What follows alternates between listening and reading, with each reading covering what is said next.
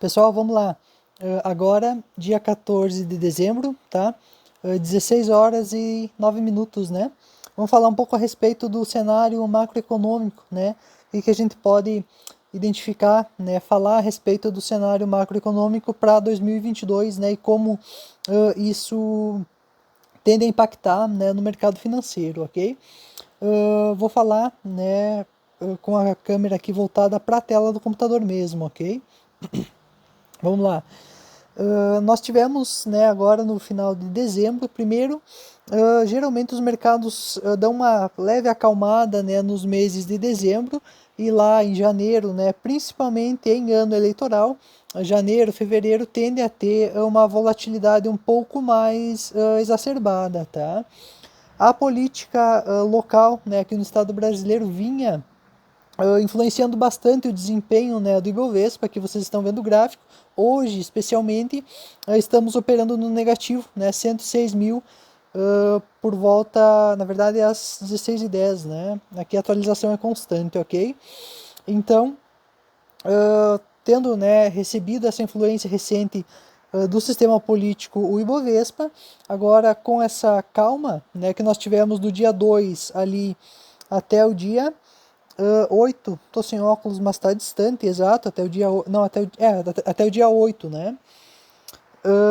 O mercado, então, trabalhou sobre o apetite ao risco, né? Então, nós operamos positivo nesses dias, né?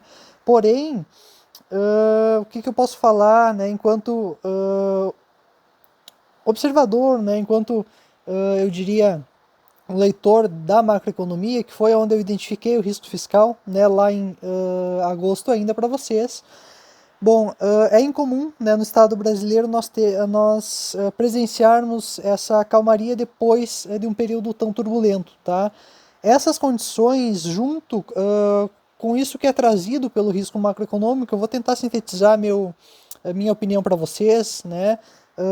Então, retomando junto ao risco que foi trazido, né, pelo risco macroeconômico, nós tivemos uma inflação crescente, né? Recentemente tivemos uma deflação. Porém, a empregabilidade lá, né, com o advento da pandemia, foi reduzida, né? Nós tivemos a perda do poder de compra da população, e isso caracteriza, né, a inflação crescente, a empregabilidade baixa, isso caracteriza o endividamento, né, da população.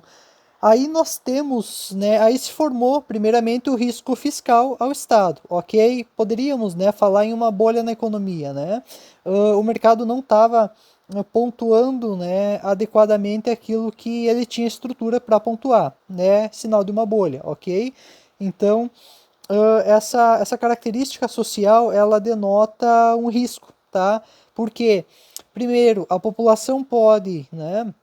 Aqui eu vou fazer mais um comentário. Nós, no dia de hoje, a gente já tem visto, né, algumas mídias, inclusive, eu deixei de seguir algumas mídias no Instagram por conta disso, né? Muita notícia pesada, muita notícia ruim, eu não gosto muito, eu não sou muito fã disso. Mas a gente já vê na mídia o social agindo de uma maneira que não lhe é costumeira, né? A gente vê, por exemplo, na verdade, junto a isso, né, muitas questões sendo levantadas judicialmente sobre prefeituras, né, aqui em âmbito regional, né, no estado do Rio Grande do Sul também no dia de hoje eu vi bastante, enfim. Então, acompanhando, né, todas essas notícias, tendo conhecimento a respeito delas, da condição macroeconômica do estado, a gente pode admitir, né, que a população, o meio social está se comportando de uma maneira que não lhe é costumeira, né, como eu tinha dito.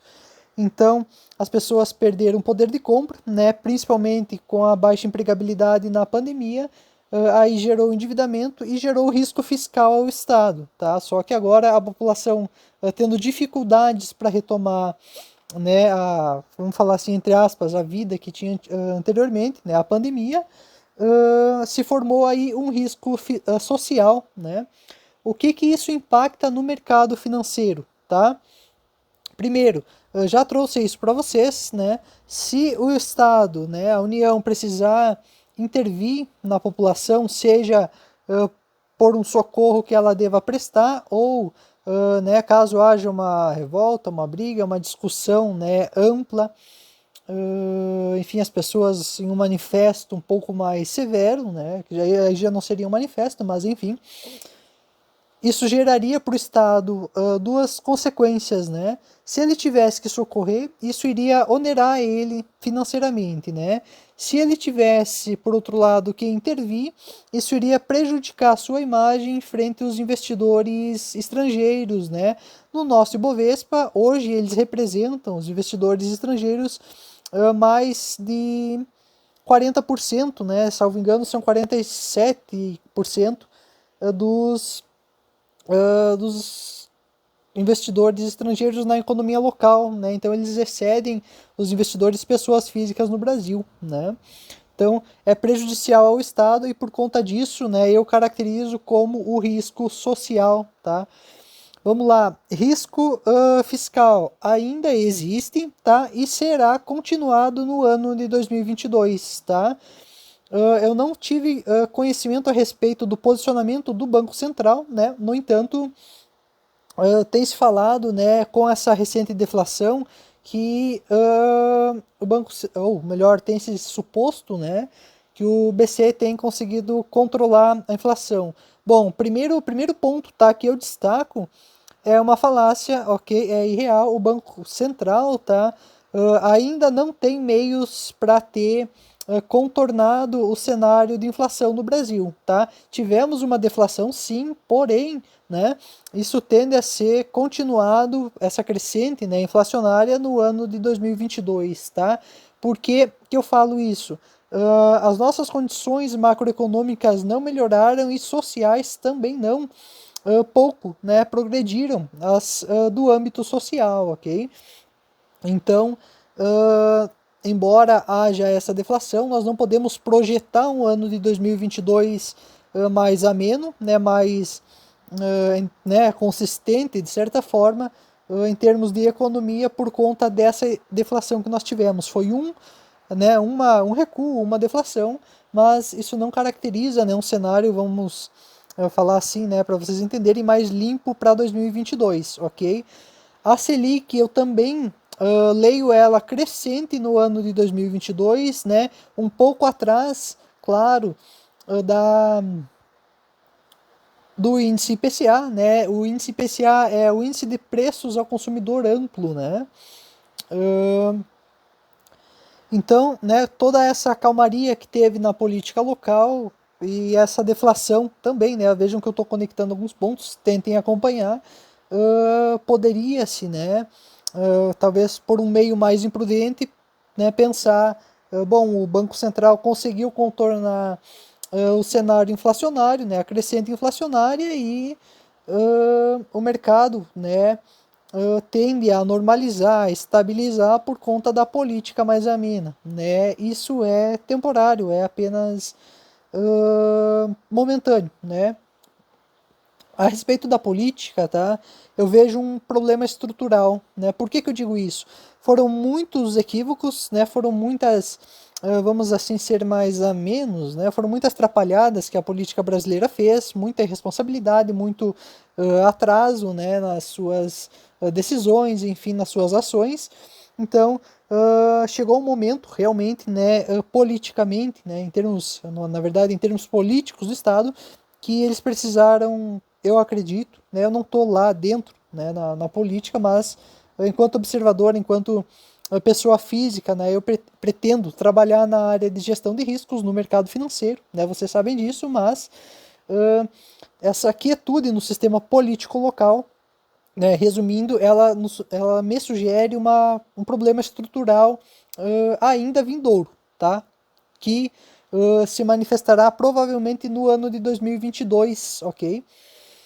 E o meio social, né, não tem, né, esse benefício, né, da crescente inflacionária ter sido resolvida, ok? Isso tende a ser continuado no ano de 2022, tá? Dito isso, né, cenário macroeconômico é esse, tá, para o ano de 2022. Ainda é cedo, talvez, né, tem muita volatilidade pela frente, mas poderíamos, né, talvez falar a respeito de períodos, né, do ano de 2022 onde a volatilidade tende a ser mais elevada. Que períodos, né, que meses são esses? Bom, maio, junho e julho, tá, de 2022, claro, né, novamente do sistema político será, né, oriunda essa volatilidade, tá? 2022 é um ano eleitoral, né? Nós temos no Brasil ainda a ser desdobrado todo o cenário eleitoral, candidaturas, né? E isso eu não espero calmaria, não espero nem mesmo estabilidade, né, para essas condições. Então, você pega, tá, risco fiscal, risco social, que agora, né, recentemente eu já tenho caracterizado para vocês, junto ao ano eleitoral em 2022, tá? Ou seja, um cenário extremamente volátil, né? Um cenário extremamente averso, né? Ou gerador de aversão ao risco aos investidores, inclusive internacionais, né? Inclusive investidores estrangeiros. Tá? Com todo esse cenário, o que nós podemos, né, projetar, eu já fiz isso, a respeito da pontuação, da operação do mercado financeiro. Bom, 60 a 80 mil pontos percentuais, tá? Em um cenário pessimista, né, de operação do mercado financeiro em 2022, 60 mil a 80 mil pontos percentuais, tá?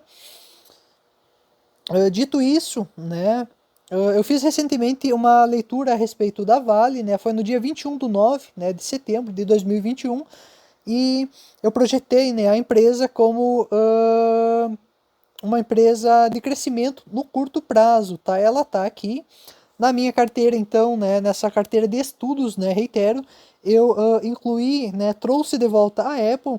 Eu espero, né, eu na verdade identifico que a Apple tende a recuperar suas receitas, né, a partir do primeiro, na verdade até o primeiro trimestre de 2022, tá? Então eu trouxe novamente a Apple para a carteira e por ser, né, por ter sido identificado esse potencial de valorização no curto prazo da Vale, agora fundamentando, né, em números que estão aqui salvos nos destaques, né, do meu Instagram, bem aqui, tá?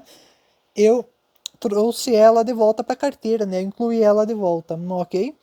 Então vamos lá, tá? Eu já tinha passado isso para vocês, mas agora vocês podem ler na tela, tá? A valorização da Vale, né, eu estimei ali o recuo dela a 62 e ela recuou a 62,09, né, melhor do que o que eu tinha projetado, né, alguns centavos melhor, né, porém, se tu faz a compra, né, você já conhece o conceito de margem de segurança, né, e aqui, reitero, eu falo enquanto pessoa física, né, não como profissional, mas a 6209, né, por exemplo, tinha muita margem de segurança.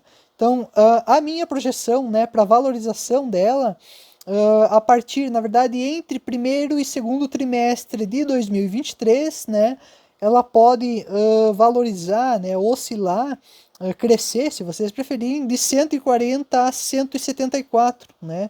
Então, essa é, né, a especulação inteligente proposta por Benjamin Graham e Warren Buffett também, né? Você compra com um ativo por um preço abaixo do que ele vale, né? E ele valoriza no curto prazo, né? Então, pegou a Vale, por exemplo, né, naquela época ali que eu tinha projetado 6209, e ela tende, né, na minha leitura, na minha projeção, ela tende a atingir de 140 a 174, né, reais entre, né, o primeiro e o segundo trimestre de 2023, tá? 14 e 18, né, 14 minutos e 18 segundos, eu vou, já posso, né, encerrar, apenas fazer um comentário